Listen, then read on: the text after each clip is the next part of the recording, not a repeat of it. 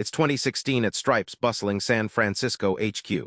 Will Larson sits across from a new engineering manager, Katie, who's barely 2 months in but already drowning under conflicts, flaky project deadlines, and a mutiny brewing quietly in her team. She thought good engineers would naturally make good managers. She's wrong. That moment cracks open the biggest secret of engineering management. It's not about tech, it's about puzzles you call Google. But what exactly are these puzzles? And how do you solve them without losing your mind or your team? Katie's first crisis. Her team is either starved for help or clogged with too many cooks. Finding the perfect team size feels like alchemy. Too small, burnout. Too large, chaos. But Will Larson isn't guessing here, he has a method. At Uber, Larson noticed teams swelled unchecked like overgrown vines, creating communication gridlock. In contrast, a 5-engineer unit at Digg streamlined ideas, slashing product bugs by half. These real-world fixes proved team size isn't arbitrary, it's a strategic throttle. Think of teams like a campfire. Too small, it flickers and dies. Too large, it becomes a wildfire devouring resources. A perfectly stoked fire, the right-sized team, keeps everyone warm and focused, enabling frictionless collaboration and rapid feedback loops.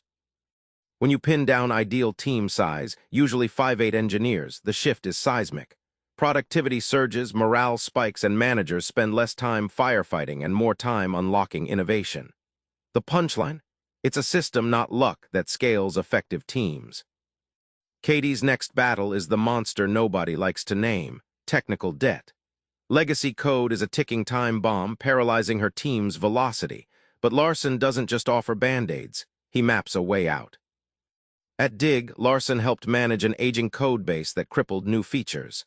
Instead of frantic rewriting, the team tackled the dirtiest modules weekly. That steady cleanup kept product launches on track without a mass rewrite nightmare. Imagine technical debt like credit card debt. Ignoring it means accumulating interest. Slower builds, more bugs, frustrated engineers. Just like financial debt, the longer you avoid it, the more it compounds and drains your energy. Regularly chipping away at technical debt transforms your dev cycles. Like paying off credit cards, less interest means faster future work and happier teams. It's the surprising secret sauce for maintaining speed at scale, not just a chore but a growth lever. Katie's biggest blind spot? What happens when her star engineers or managers leave?